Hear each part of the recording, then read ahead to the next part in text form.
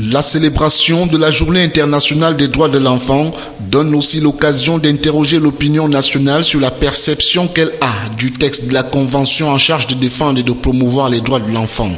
À ce propos, d'aucuns pensent qu'il est plus judicieux en matière de protection des mineurs de tenir compte des réalités locales sans trop s'encombrer du modèle occidental.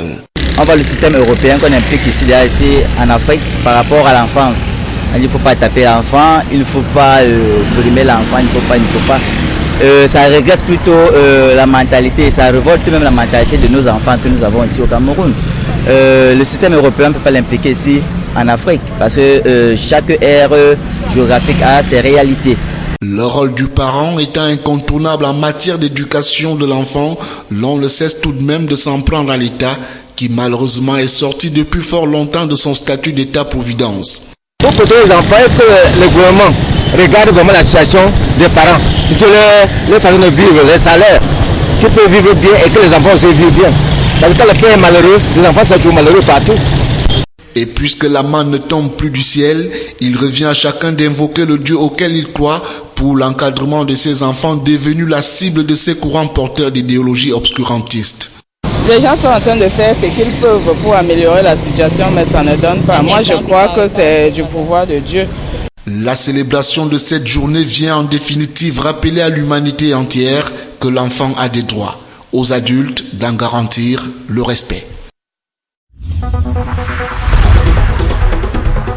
L'activité au Sénat semble prendre une vitesse de croisière pour le compte de la 3e session ordinaire de l'année législative en cours. Les sénateurs ont en effet reçu des services de la présidente de la République 4 volumineux textes. Il s'agit du projet de loi portant loi de règlement de la République du Cameroun pour l'exercice 2014. Il sera présenté et défendu par le ministre des Finances. Le second projet de loi porte sur la ratification de l'ordonnance numéro 2015/003 du 13 août 2015, modifiant et complétant certaines dispositions de la loi numéro 2014/026 du 23 décembre 2014, portant loi des finances de la République du Cameroun pour l'exercice 2015. Il sera également présenté et défendu par le ministre des Finances, Alamine Ousmane Meh. Le troisième texte soumis à l'examen de la Chambre haute du Parlement est celui autorisant le président de la République à ratifier l'accord entre le gouvernement de la République du Cameroun et le gouvernement de la République du Mali relatif à la circulation des personnes et des biens signés à Yaoundé le 8 septembre 2015. Il sera présenté et défendu par le ministre des Relations extérieures. Le quatrième et dernier texte déposé sur la table des sénateurs est un projet de loi autorisant le président de la République à ratifier la convention relative à l'Agence pour la sécurité de la navigation aérienne en Afrique et à Madagascar, à Segna, adopté le 12 janvier 2010 à Ouagadougou et signé le 28 avril 2010 à Libreville au Gabon. Le deuxième tableau de la plénière de ce mercredi 18 novembre 2015 aura été l'annonce de la mise en chantier de l'exercice des questions orales au gouvernement.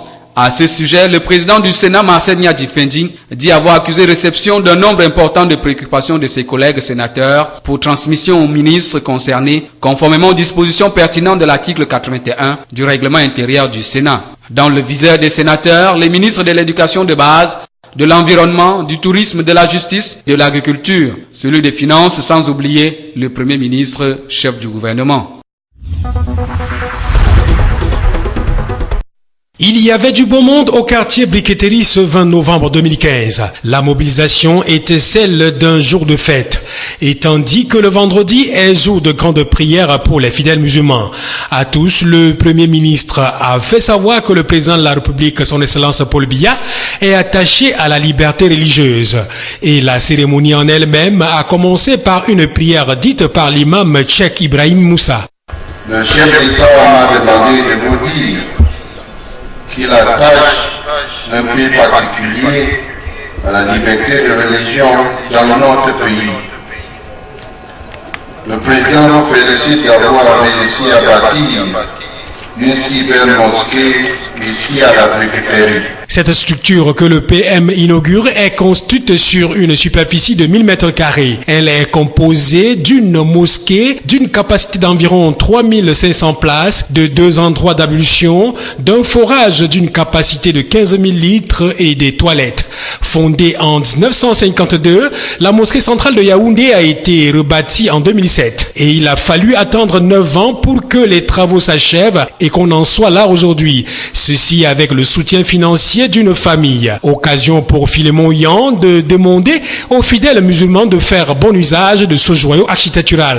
J'invite les populations musulmanes qui vont l'utiliser à bien vouloir en faire un bon usage et à veiller à le maintenir en bon état. Solennité pour solennité, certaines personnalités ont été décorées par le Premier ministre à l'ordre national de la valeur et au mérite camerounais.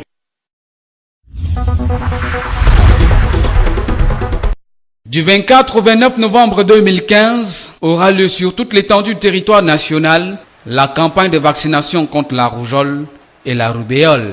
Dans la région du littoral à Douala, les responsables régionaux du programme national élargi de vaccination ont tenu ce 19 novembre 2015 un briefing avec les hommes et femmes des médias. Objectif global, capaciter les médias sur les enjeux de cette campagne qui vise à informer 95% de la population en amenant les mamans et les personnes en charge des enfants cibles à les faire vacciner pendant cette campagne. Les enfants âgés de 9 mois à 14 ans sont concernés. C'est un vaccin combiné appelé RR qui sera administré aux différentes cibles. Le procédé est précisé ici par les responsables du programme élargi de vaccination du littoral. Il sera question d'administrer aux enfants de 9 mois à 14 ans le vaccin contre la rougeole et la rubéole. C'est un vaccin combiné, rougeole-rubéole. Pourquoi avoir choisi de combiner les deux? Bien, on a choisi de combiner les deux parce qu'on s'est rendu compte de ce que on avait une réapparition déjà de la rubéole et que nous avions des cas de malformation dus au fait que les femmes enceintes avaient été en contact avec le virus de la rubéole. Et pour protéger, maintenant pour éviter que les femmes à l'âge de la puberté ne puissent être porteuses de ce virus.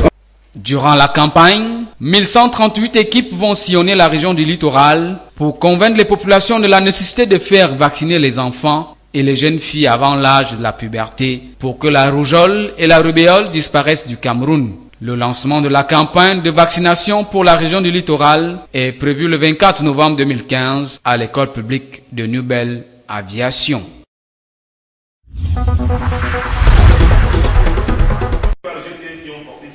4 points étaient inscrits à l'ordre du jour de la 11e session du comité de suivi des accords de partenariat économique Cameroun-Union européenne. Le premier avait trait à l'examen et à l'adoption du compte rendu de la 10e session tenue le 25 août 2015.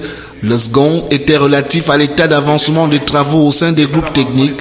Le troisième concernait les conclusions de l'atelier de restitution de l'étude sur l'évaluation de l'impact fiscal net de l'accord de partenariat économique.